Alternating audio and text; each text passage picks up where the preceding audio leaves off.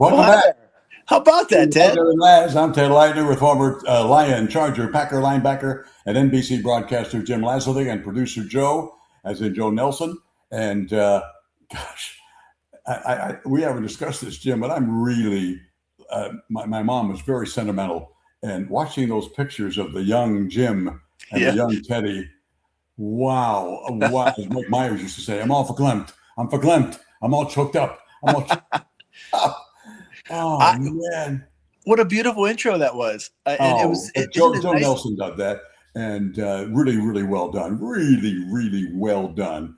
And I see those pictures, and it's the old George Burns, when he was like 95, whatever, trying to get to 100. And he said, it's nice to have had a life, but you can't live in it. It's nice to have had a past, but you can't live in it. But it's so hard for me to see those pictures and think, wow, it's the old, where did the time go? Not only that, but to see those faces and realize how much talent we were surrounded by. And I know Jim Holtzman was the news director who put that team together. But you think about the talented people we worked with Hal Clement, Lauren Nancaro, on and on and on. Yeah. Allison Ross, and so many great reporters and producers. And Larry Himmel had come to my house. They were doing a Channel 8 anniversary special of I don't know how many years. And Larry came to my house with a TV crew to interview me about those days and the pictures we just saw of the anchor set and all the others, individual shots and the group shots. And he had just come from the doctor. And so I say in my own inimitable style, Larry, what the hell's going on, man? And what are you doing? And he says, I just came from the doctor. I've got lung cancer. Yeah. And I thought, oh, God. Nice going, Ted. Nice going. And there it is. And I'm thinking, you have lung cancer. And I didn't ask, what stage. There's Lauren Nancaro, who had a brain tumor, a blastoma on the left and the front there. And Allison Ross in the middle, a marvelous performer. And my eyes are so weak, I can't. Marty Levine, Reed Galen. Big guy with a mustache, Jim Lazarly. As Howard Cosell would say, number 54 of the San Diego Chargers. Clark Anthony, weatherman on the right. They put me in the middle. They put me in the middle of this photograph. And young Teddy on the first right side. That was one. There's Marty Levine. Marty Levine, good man, terrific reporter and anchorman. That's it. Like you said, Jim was had a great eye for talent. I don't include me, but I'll exclude him. He had a great eye for talent.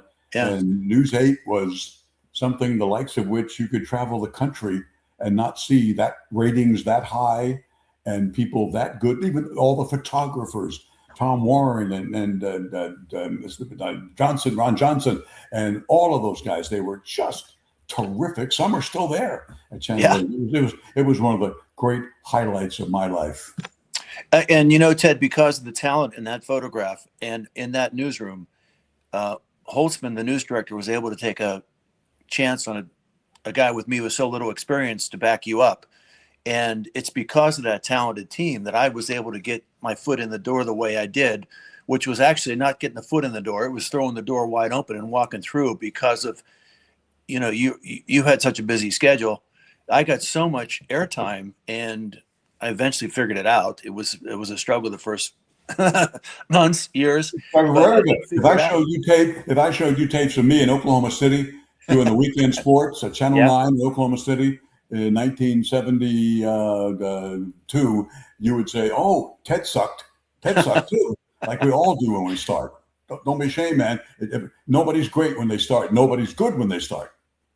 My final word on that is that there was a really high-profile radio personality who really knew his stuff, and he had the most popular radio show in addition to having the most popular television show, and his name was Ted Leitner, and he was so kind to me on his radio show, and people would call in and say, "Hey, what a tippy." Yeah, he'd say, "Oh, give him time. And I appreciate that, Ted. That was really generous of you, because you could have ripped into me. It's just, and see, the deal is, everybody's been talking since they've been about 2, and they've been watching television. They've been watching television since they're about 2. So they could do that, and they could do what you were doing. And a lot of guys who played high school football would look at you and say, "I could do that. I should get that money that Laz is getting, that Junior's getting." No, you can't. No, you Yeah. can't. They did a great thing in the New York Times one time, a story on if you were on a plane and there was an emergency and both pilots were incapacitated, you think you could land that plane? Wow. And the sub headline was, by the way, no, you can't. Yeah. No, you couldn't. Same thing. Yeah. And you could not play linebacker like Jim Laz. Yeah, You well, might think, hey, I played some decent linebacker. And I was in 4A in Texas, and I was just that. No, you couldn't play like Jim, and you wouldn't be playing in the National Football League. Those are the differences in the pecking order. Just like kids, when you came from Penn State, and suddenly you're in the National Football League, you must have been amazed at the size, the speed, even beyond, what wasn't Big Ten then, but it was that type of talent. And just the next level is always mind-bogglingly better. It was, and it was intimidating. And I was I was 21. I was not prepared. But I have to say that, my exposure to, Joe Paterno at Penn State, who really, he pushed us. He pushed us hard. He saw something in us, and he wanted us to get our full potential. But I also have to point out that a guy named Jerry Sandusky, Jerry, such a huge difference in my life in a positive way. He unfortunately is a criminal, a sickie, and he deserves to be in prison. Yeah. But for what he did after that. But in my life, looking back on the people who were the biggest influence in football, it was Joe Paterno, it was Jerry Sandusky, and it was Bob Phillips at Penn State.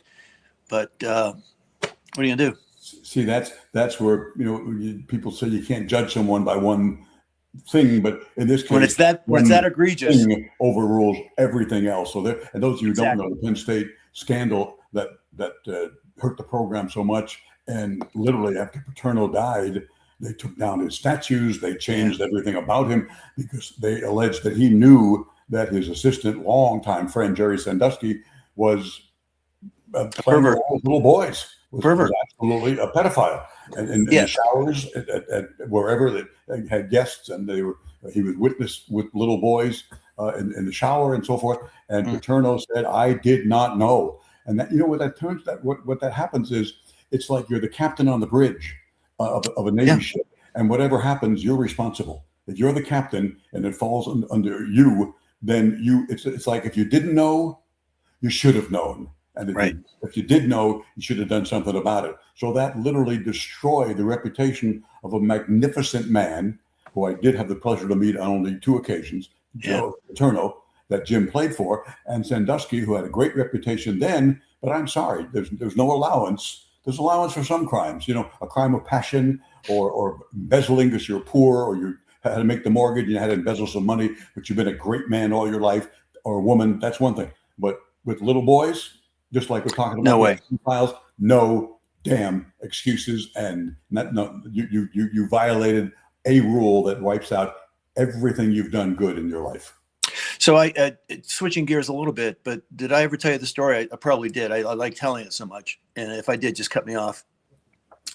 When I was offered the job at Channel 8, I had also been an offer to go back to play for the Packers for one more season. Mm-hmm. So I like telling this story, so maybe don't stop me. And so they'd give me a 50% raise, which I thought was outrageous because I hadn't done anything the year before. I was a backup and played some special teams. So I was excited to have that opportunity to make a little bit more money and also go back and play one more season. And I was in church in my neighborhood, and I, it was a Sunday morning in, June, whatever, late June. And I was making this big decision as to what to do, play another year of football or take this job at Channel 8, full-time job, big pay cut. you weren't going to pay me anything, Ted. So to sign a peace, you turn around and shake hands with everybody around you. 2 rows behind me is Joe Paterno. And I walk out of church and I'm trying to make this big decision, whether to go back and play another year of football or take this broadcasting opportunity. And Joe doesn't even say hello. He says, "Jimmy, when are you going to retire? You've played long enough." And I looked to the heavens and I said, "I'm going to retire tomorrow." Isn't that amazing? Wow. It was like, wow, I guess it's meant to be. I was meant to work with you, Teddy. Yeah. Yeah, right. Blame the late Joe Paterno for having that. 2,500 miles from State College, PA. He's there. Incredible agony having to work with me. But you know what you violated? You violated the Warren Spahn rule. Warren Spahn, the winningest left-hander in Major League history, who pitched it. He was the minor leagues like in 44, 45 years of age. A great star with the Milwaukee Braves, not Brewers, but Braves when they were in Milwaukee and beat the Yankees for the World Series in '57 and '58.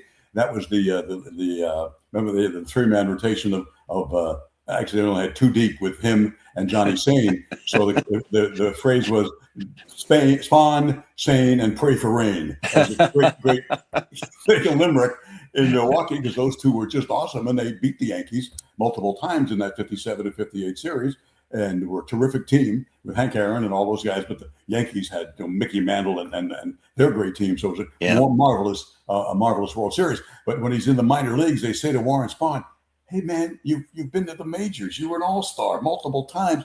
And he said, hey, you make them rip the uniform off you.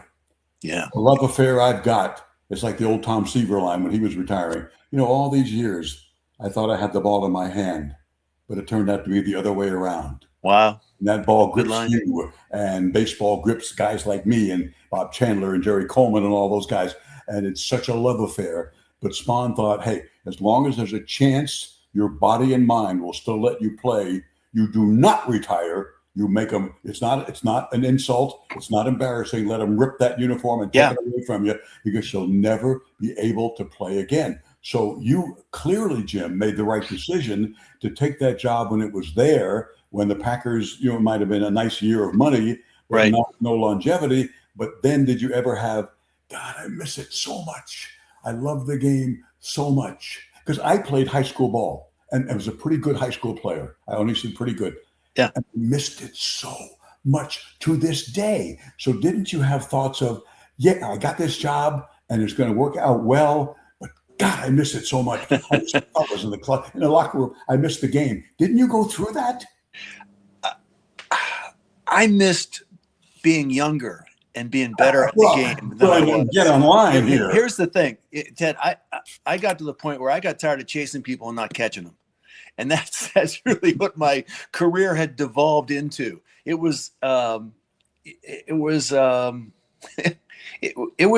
difficult line of work, and you had to be pretty damn good to be in it. And my skills had diminished a little bit, so it was time. Thank goodness I had that opportunity to go to work and learn from somebody like you, and share an office with your mail. I love telling that story. Ted would get stacks and stacks of mail. This is the old snail mail, and honestly, tons of it. And it was stacked on the floor, on your desk, on my desk.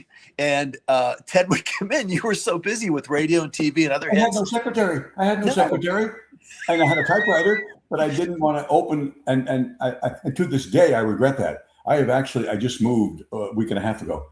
And I had found in my garage boxes with letters unopened from the 80s and 90s. And I don't make a joke about that because it was really unprofessional of me when those people took the time. And they were not all, I love you. They're a hate mail too, mixed in with I watch you all the time and I like you, the split kind of a thing. But the idea that those people took the time to write and they watched Channel 8 for all of us, not just me. And I never answer them. I have a lot of shame and regret for that. And I apologize all the time for that and many, many, many other things.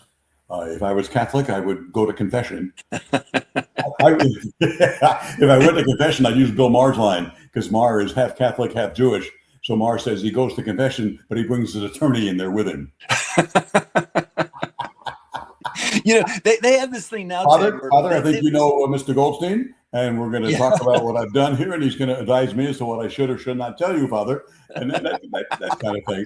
And the one time to show you, like you said, the great integrity of Joe Paterno and his great coaching ability. When Oklahoma, I did the Oklahoma games, and I went to New Orleans for the Sugar Bowl when they played Penn State in 70, I think 2 and 3. And guess who was on the field for that game? Yeah. Amazing. 14-0 was the final score, right? Oklahoma was a bear then, man. 14-0. They were sensational. Awesome. Leon Crosswhite, Greg Pruitt. The backfield was unbelievable. Oh, my God. I mean, Greg Pruitt is the only time I ever had a confrontation in a public place. I don't like confrontation. My father ate it up. He loved it. And he used to embarrass the hell out of us because he couldn't control his temper. So in public, he would get into things with somebody at a restaurant or out in the parking lot or whatever. And as kids, we would just say, "Oh God, could you embarrass us anymore?" But he could not control that temper. And so the one time I could not handle it was at a restaurant in Oklahoma City. The year that Greg Pruitt was just running wild. Yeah. Number 34. Number 34. Yeah, I chased him. I knew him well. I love Greg. And I never met anybody after Gale Sayers who could stop on a dime and change direction any better since Gale Sayers in the 80s than Greg Pruitt of Oklahoma. So I'm at the restaurant with my wife at the time. I always add that at the end there, my wife at the time. I'm not proud of that either. I'm not proud of that either. And this group of people are having a Sunday afternoon dinner like we are, or afternoon lunch. And they're white people. And Greg Pruitt is African-American. And they're talking. And Greg just had a great game. Oklahoma won. This is when they first put the wishbone in. And defenses had no idea what they were. They had no idea with all this option blocking in the offensive line. And there was a track meet with first Texas, then Oklahoma put it in. Then Chuck Fairbanks. Then Barry Switzer took over. He was the offensive coordinator that put it in. He became head coach. They were track meet. Real quick, Ted. We cracked the wishbone. We played Texas in the Cotton Bowl, but that's another story for another day. But go ahead. Yeah. And so these people are talking. And then this older guy, who seems to be the grandfather of the group, says, "Boy, that," and he drops an N-bomb on Nick. No way. Greg. He drops an N-bomb and says, that blank can really motor. And I was so pissed that they're all Oklahoma fans.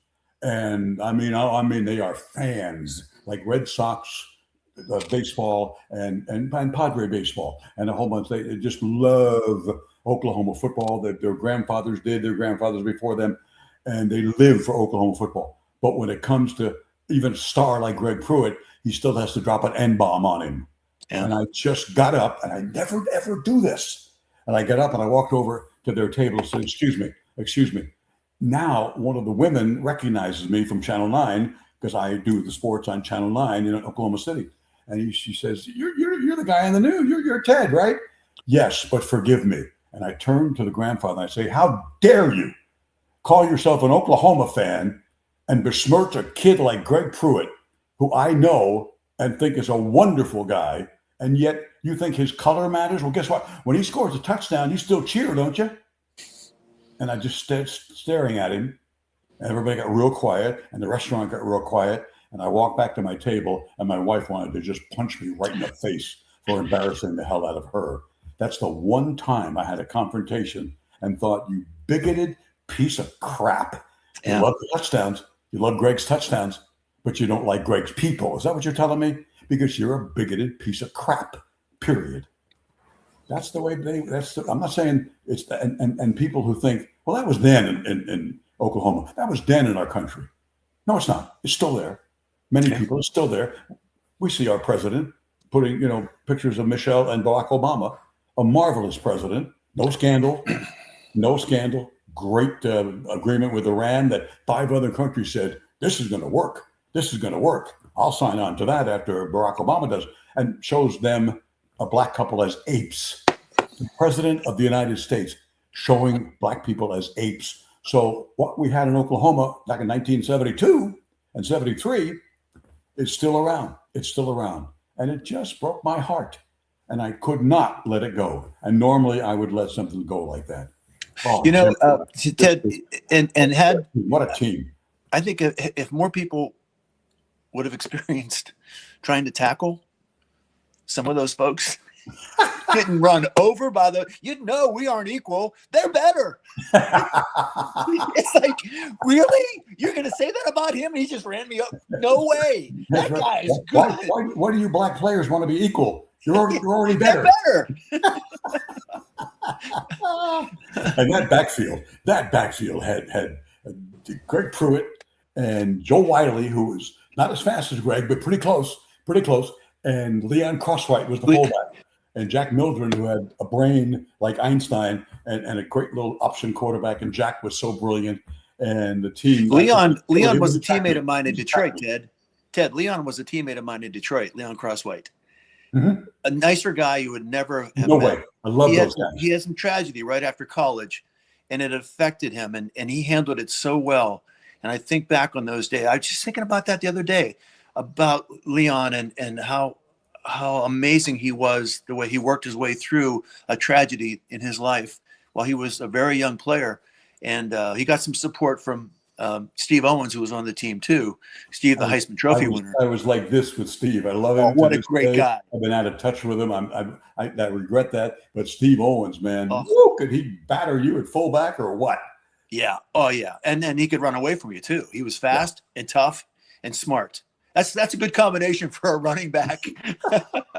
Of course, at Penn State, I had to practice against Franco Harris and Lydell Mitchell. And there was a sophomore on the team that I told you this story probably 100 times. Sophomore on the team who couldn't make it in the backfield as a sophomore, so they put him on defense for a year. John Capoletti, and 2 years later, he won the Heisman Trophy. Hey, so John, I know something about really good running backs.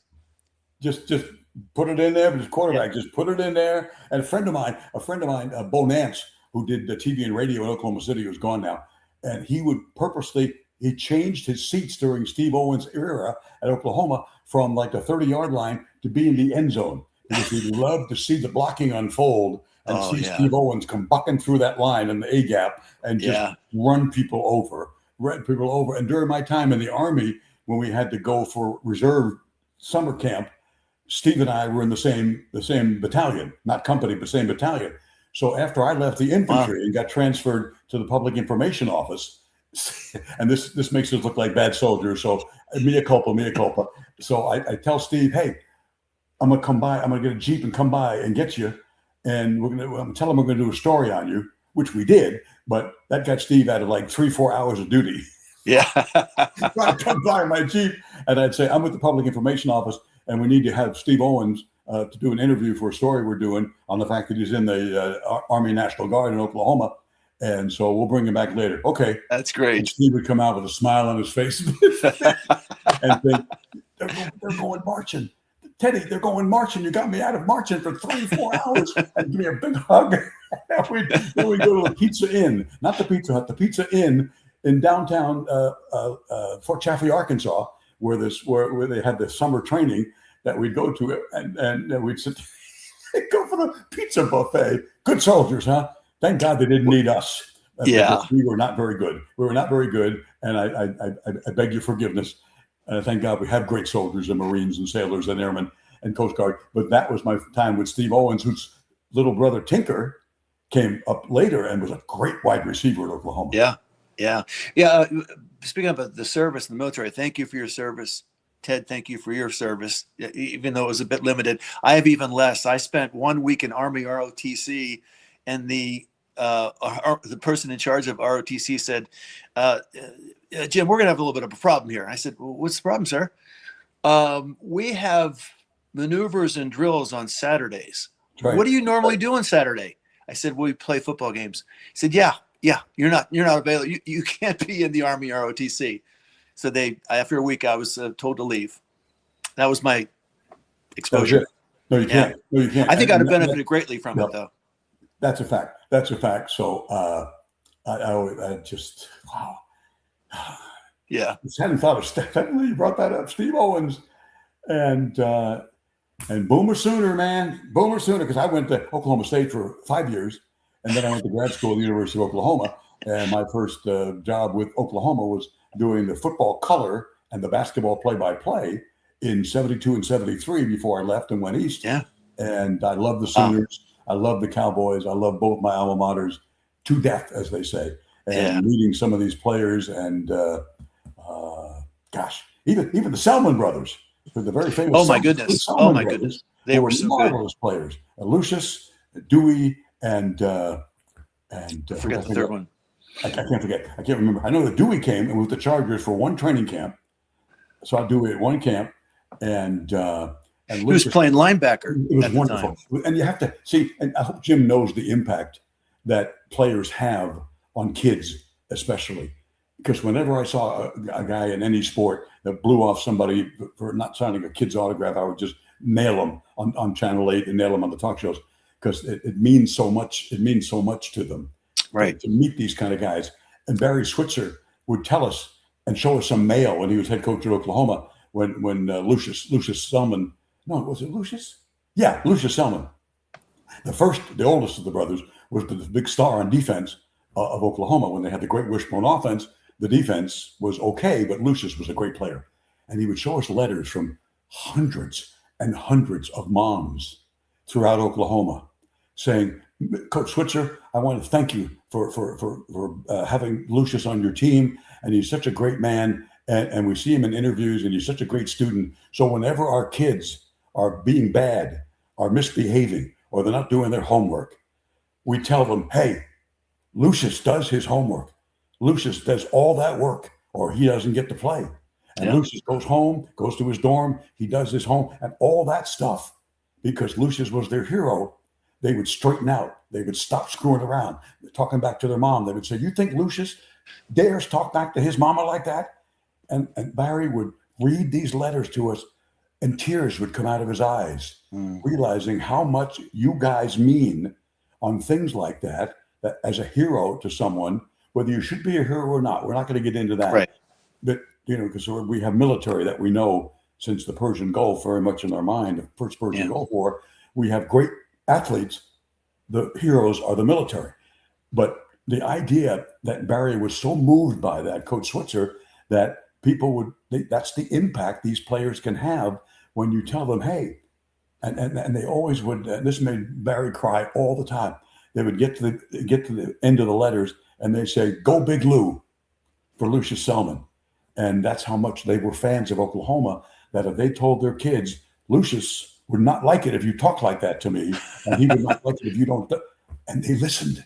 I love that story. Yeah. I love it. That's beautiful. Wow. You mentioned Big Lou. I'm thinking Louis Coucher. One of my favorites of all those Chargers, Jim. Big Lou was one of my all-time favorites. Well, he had a zest for life. He's just a big guy with a big heart and big talent. Hands this big. Yeah, I got pretty big hands, and these were the hands of Big Louie. Yeah, it was interesting because Gary Big Hands Johnson had the nickname Big Hands, right? But Louie had the biggest hands, and they were both really outstanding players. By the way, I parked my car when the Chargers played in the old place and practiced in that practice field down away from the stadium. And so I parked my car there to go do a story on one of the Chargers with a cameraman from Channel 8. And when I parked my car, somebody broke into it.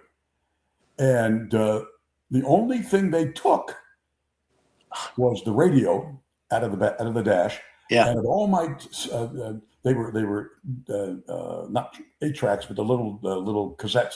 Yeah. The only cassettes that were taken were my Willie Nelson tapes. The thief liked Willie Nelson tapes. And so I went on Hudson and Bauer the next morning on KFMB radio, and I told the story how I went to Charger practice. I parked, and this guy stole my Willie Nelson tapes. So the next day I go to Charger practice, and as I'm leaving my car, Louis Kelsher arrives for practice, and he passes by me, rolls down his window, and he says, "Hey, Ted, thanks for those Willie Nelson tapes." So I said, it was you all along. And he's laughing. Louis was, and the image I have of Louis, right? Is walking Rolf. Oh, to yeah. Field. Yeah, Rolf Benerska. Coin toss after Rolf nearly died with that intestinal problem, whatever it was, Crohn's disease or colonitis. I don't know what Rolf had. And I put Rolf in that same category of one of my personal favorite Chargers of all time. There's a pretty long list, but Rolf Benerska is one of the great men I have ever had the privilege to know and call friend, and honored. When Rolf was inducted into the Breitbart Hall of Fame, Rolf asked me to introduce him for induction. Yeah, that's great. That is on my list of professional honors. That's right. And I haven't talked to Rolf since then because of that. Well, no, I'm kidding. I'm kidding. Aztec basketball games when I was still doing the games, and Rolf came several times. We had a great conversation. Yeah. And catching up. I do want to, before I go too much longer, for those of you who have hearing problems, you'll notice sometimes I'm leaning forward when Jim talks. When I don't have my hearing aids in, I went 2 years of doing that, especially on the Padre Charter when it was the noise of the jet engines. uh, and it was somebody talking to me across the aisle. What? Can't you hear me? No, my hearing's gone bad. I've been wearing earphones on broadcast for like 50 years, and it's taken away about half my hearing. And then finally, I met Jason. I was in Beltone. Now it's Starkey. And the email to talk to Jason or just make contact with him, and no obligation whatsoever. I wouldn't do it if it was an obligation. I wouldn't do that to you. That Beltone at Beltone La Mesa, BeltoneLaMesa@gmail.com, BeltoneLaMesa@gmail.com. And I had used two different kinds when I finally gave in for my vanity. I don't want to wear hearing aids. I look old enough with the white hair. And then that with Jason, whose Starkey was so different from the other. Even Jim's dog agrees with that as you hear that in the background. It's true that the difference is like hearing a symphony orchestra versus two juice cans on a string. Fantastic. I finally have the hearing aids that have solved any problems I might have had. So take my recommendation. Go have a free consultation with Jason at BeltoneLaMesa@gmail.com, and it changes your life. And keep in mind, you're not hearing these words over several years while your hearing is impaired, it can lead to dementia. And that's not scare tactics. It's an absolute fact. So take care of your ears, take care of your health, take care of yourself. Thank you, Jason. Thank you, Starkey. And thank you, Ted. Sorry for that barking interruption. I had my neighbors at the door inviting me to dinner. Still figuring out the logistics here. So sorry about that.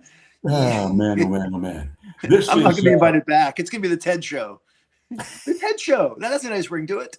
Hey, maybe we can get Petco to come on here as a sponsor, for heaven's sakes. Anyway, I'm invited to dinner, which is good. Petco a whole long time. And people may not understand, this is kind of an inside story, that AT&T had big offices here, not their main offices, but a lot of their headquarters years ago, before Petco Park was here from AT&T. And the negotiations began with Petco, but that had happened after AT&T had moved out most of its stuff at that time out. That's where eventually AT&T bought the naming rights in San Francisco, which had one name, and then became AT&T Park, and another one before that, all within the AT&T umbrella. And it might have been AT&T Park. And it was not, if they had stayed here, it might have been, I say might, but it was a great deal that was eventually done by Dick Freeman, who was the CEO of the Padres at that time, and made that deal with Petco Park, which you got to admit has been a great alliance and partnership for both. Yeah, great for the city. For the city. And the fans and the company. But Ted, talk about baseball at Jack Murphy. Was the team better at Is the team better at Petco? Is it better in a baseball only type of stadium, or the dimensions are different? Yeah, baseball is better in a baseball only park than in a football and baseball. Yeah, Larry Lucchino called even his own home park Three Rivers in Pittsburgh, as Larry, may he rest in peace. Well, he was raised on Forbes Field, though. Keep that in mind. Good point. So he was spoiled. He loved Pittsburgh. Anytime I make a Pittsburgh joke, when the Padres would go, true story, Padres would go and I make some joke about, I walked around downtown Pittsburgh, but the streets were rolled up. Or I walked around downtown Pittsburgh, but it wasn't safe. So I went back to the hotel, and invariably, I get back to the hotel after the game. My phone would ring. This was before the cell phone era, and it was Larry Lucchino saying, "What the hell do you know about Pittsburgh? What do you know? Where have you ever been in Pittsburgh? Have you been out in the suburbs and the beautiful homes, the mansions, and all that stuff?" And I said, "No, but I bet you have." But it really made him mad because he loved, like most of us, he loved his hometown. Yeah. But when it came to Three River Stadium, and they were trying to get a new one, he told the media, "Look, I love Three Rivers, but it's now a nice ashtray of a ballpark. And we need a new one." And he thought, that Jack Murphy was an ashtray of a ballpark. Yeah, and for baseball. It was unsafe for earthquakes. It was old. Oh, wow. The bathrooms were embarrassment, but I loved it. And we all loved it. And I love the memories. But then sometimes when things get very, very old and decrepit, it's time to move on. The problem was it's difficult to build anything in San Diego. You just have to go through flaming hoops and 16 lawsuits that were all nonsense, nuisance suits that no one gave any credence to. And we finally, after costing the taxpayers and John Moore's millions and millions of additional dollars, we finally got this built.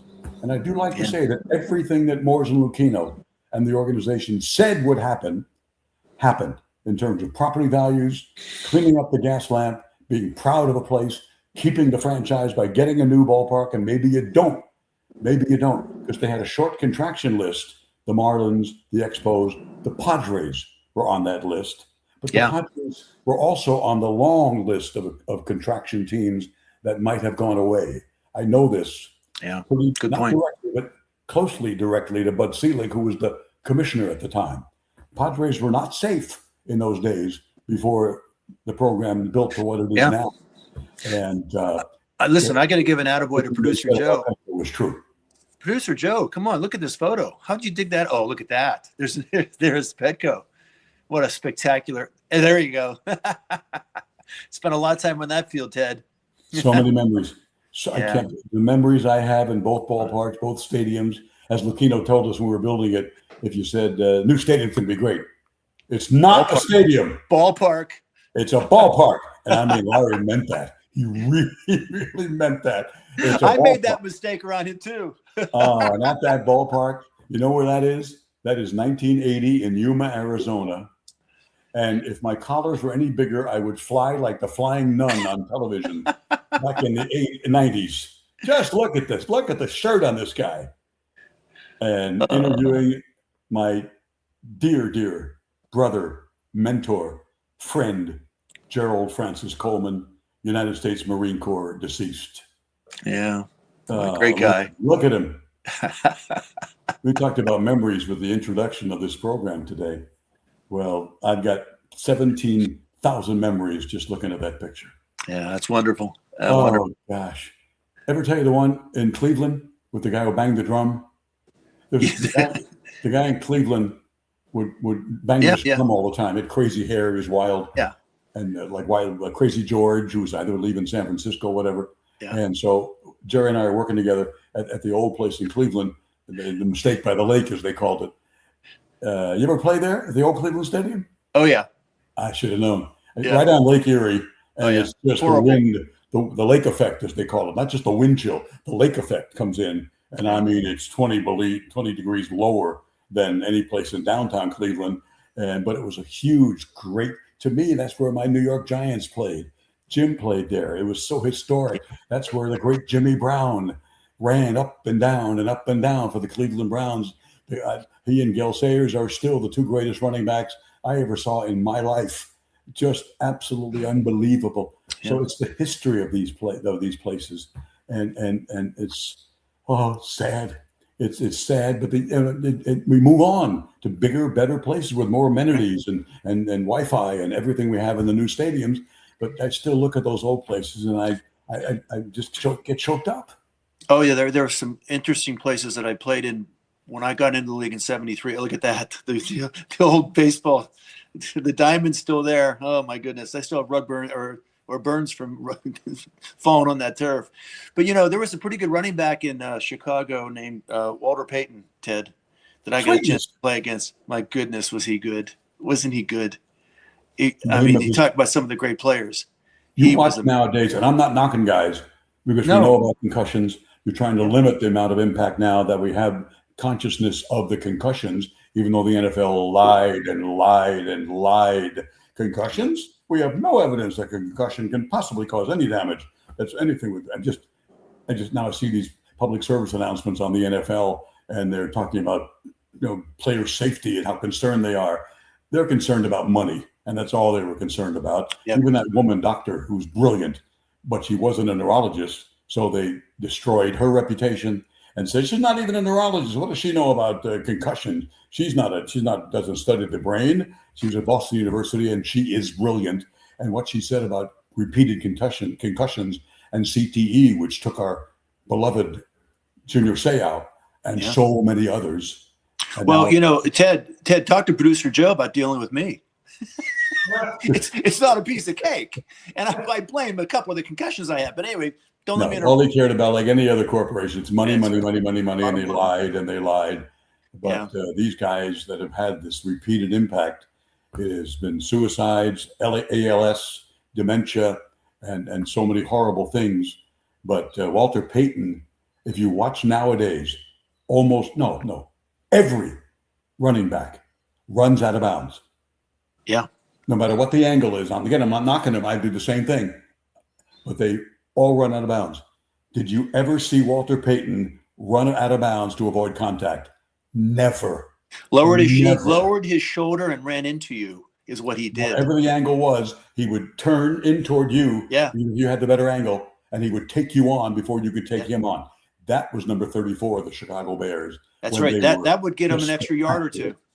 That would get him an extra yard or two, and he was willing to do that. Yeah. I have a great picture of a Walter jumping over the pile, and I'm trying to tackle him, but I'm stretched out completely, and he's still above me. It is just an amazing. You got to give Joe Nelson some of these pictures so we can show them, because I want to see them. I know a lot of people, ex San Diego Charger fans, want to see them too. Yeah, I mean that's football royalty, Walter Payton. Oh my goodness, was the all-time rushing leader until it was broken, and the name when he had cancer and he was dying, to show you how tough he was. Walter Payton, the name of his autobiography was Never Die Easy. Yeah. It's typical Payton. I ain't running out of bounds on this disease any more than I'm running out of bounds when Ray Nitschke is chasing me against the Packers. That's Walter Payton. Never die easy. Keep fighting to the last second. Yeah, that's wonderful. I get goosebumps thinking of Walter Payton. Yeah.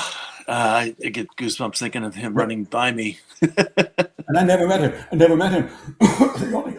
a lot of those Bear teams had great stars like Walter Payton, but they were lousy teams. Right. And same thing with Gale Sayers. And Dick Butkus had, I think, 1 or 2 winning teams. The rest were terrible teams, like a 2 whatever when they were playing 14 games. Butkus had a 2-12 team. So you were going to get your butt beat by Butkus, but you were going to win because the Bears, it was a shame because when you have glamour franchises like that, like there's Walter and the New York Giants and the Chicago Bears, you want them to win. But wait a second. That's Walter running over. Walter right there. Well, he's not running out of bounds, damn it. No. You see number 26, that's Dick Geron. Dick went to Yale and was a safety with the Lions. And a good one. I think that might be Lem Barney on the ground tackling. We're trying to tackle Walter. Lem Barney was not a good safety. I don't see 52. I think Walter's line took care of number 52. I'm somewhere on the ground back there with those crush of bodies. But or is that 50? Oh, it's 52 right there. I am on my back. That you, Jim? That's me. Awesome, totally awesome. I'm the body on the left. I'm not the body who has his hands on Walter. Walter's already dispensed of me. We'll have printed copies. We'll have copies of this made, and we'll have Jim autograph and mail them to you. If you want a copy of this picture, let the producer Joe know. That's so awesome. Okay, but that's okay. Herb Orvis is number 80. You can see in the white jersey. He's looking back at us. Dick Geron, 26. He went to Yale. Larry Hand between Geron and Herbie. And then I can't tell. That could be Lem Barney on the ground. Lem Barney was a terrific player, Hall of Famer. That could be Lem Barney making the tackle that I just missed. It was the only tackle I ever missed in my whole life. You made it. You got hit and you went down. You didn't slip. Give yourself some credit. That is look at the empty seats though. Joe, way to go, kid. Way to go. Totally awesome. Producer Joe, thank you for finding that. That's the old black and blue division. That old Central back in the old days with the Packers and the Bears and the Lions, and every Christmas it would be the Lions against the Packers. The Dallas Cowboys became America's team, and every network puts the Dallas Cowboys on Thanksgiving, on Saturdays when there's no college football, on Sundays, on Sunday night, Dallas Cowboys Sunday night, Dallas Cowboys Monday night. And I always have to ask when I see that, excuse me, when's the last time Dallas won anything? This America's Team stuff is 20 years ago. And they must, and again, these networks do research to show what the ratings are versus other matchups. And if you look last Sunday, who was on the ESPN Sunday night game? Boston Red Sox and the New York Yankees. Same old, big markets, great teams with great fans. They want to bring in those audiences. And obviously, the bigger the audience, the more you can charge for advertising. So it's a business. That's what they're doing. Numbers There's game. a formula for that we learned in broadcasting called cost per thousand per commercial minute. So here's our audience we project, because we got two great teams that are really good and huge top 5 markets. So we're going to charge you this for advertising. So it's really important. So I'm knocking them for putting the Cowboys on, but I'm assuming the Cowboys are bringing them ratings and they're making more money. But I get tired of it because they don't win shit. But you know what? There was a guy on local TV who brought in the eyeballs, and Ted Leitner was his name. Yeah. You did the same thing. You brought the eyeballs to the station. That's why you were on twice, 3 times in an hour. You'd have a taste of Leitner, then you'd have the full dish. It was like, I have a psychiatrist, but I don't need one because I have Laz. That's the deal. He pumps me up so much on my ego. Not that it needs it, of course, but it does. It really does. And no, Jimmy, because only I swear on all that is holy, that you're right. And it sounds egotistical for me to say that, but I'll tell you why I know that. The former CEO of Channel 8 and the KFMB stations, AM and FM, called me into his office. The late Bob Myers called me in his office, and he showed me the research that they had done in San Diego of who do you watch, who do you like, who do you dislike, who do you hate, who do you this, who do you that. And he says, look at this. Ted, 60% of our Channel 8 news audience says you are the reason they tune in. And I said to him, trying to be immodest, or not trying to be modest, I said, Bob, my contract's coming up. You shouldn't have told me that. But actually, I don't say that with any ego gratification for myself, only because you said that it happened, that according to the boss. It was true. It was true. It was true. We knew it. And I never knew it. I never thought it. I wasn't that egotistical to think that could ever be, or that it was. But Bob did tell me that. Well, as I always say, because you were as dominant as you were, they could afford to bring on a guy like me who could learn at your knee and eventually surpass you. But you say a guy like me. It's the kind of thing. Well, in other words, you have a friend and he got you a job, or your dad has a friend who got you a job. Yeah. Okay, you had help getting those jobs, and I would never knock that. You get a job competing with all the other people in the job pool. You do what you can. You do what you have to do to get that job. But whoever helps you, that's one thing. After you have that job, if you're not good or don't get good like you did, you ain't keeping that job. Cheers. Always remember that. And you know who I have that conversation with on a regular basis? My friend Joe Buck of Fox Television, and now ESPN, who does the Monday Night Football. And Joe and I got to know each other because I knew his dad very well. Yeah. And Jack was the lead man of the St. Louis Cardinals, and he brought his son Joe, who he called Buck. Never called him Joe. He said, Buck, let's go have lunch. I love Jack. I love Joe. I love Carol, his mom. And Joe would tell me when I would have conversations with him, and when I was doing talk shows on 1090 and KFMB, the old KFMB radio, I would have Joe on, and he would tell me, Ted, when I get praised, the truth of the matter is, I tell people, I know how I got this job. I didn't get this job by beating out 1,100 applicants. I got this job because I'm Joe Buck's father. I'm Joe Buck's son. And I would tell him the same thing I just told you. Listen, Joe, yes, you had help. I had help getting jobs. Nobody turns that down. But once you got it, you became the number one guy with the St. Louis Cardinals locally on TV. You became the number one guy on Fox, not just the regional game, but their number one national game. Who was that, Joe? That was you. And then Fox had the baseball, got the baseball. You were doing the World Series. So all the other guys they could have taken who were doing some baseball or some football, but you became number one because you showed them you were the best.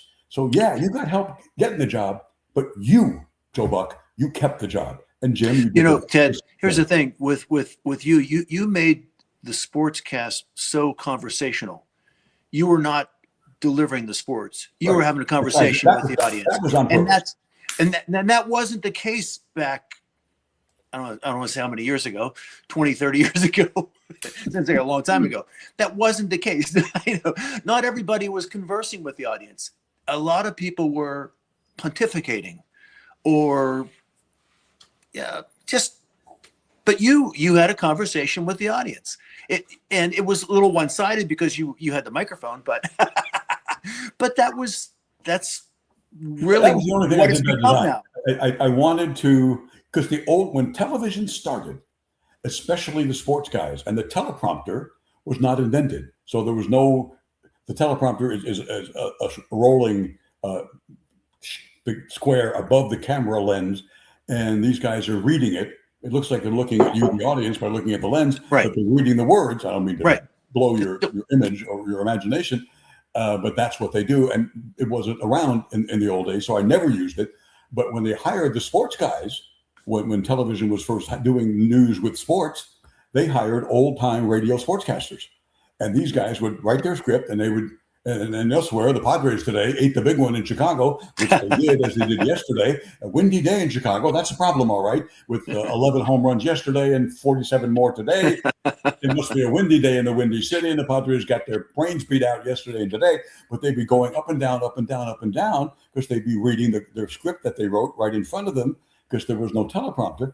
And so when I started to just ad lib it and look at the camera, that other research that Bob showed me showed that people perceived it as, it's like he's talking directly to me. And the other people I've seen on the news, even on the network, which at that time, Walter Cronkite didn't have a teleprompter way back when, and was doing the evening news after the local news.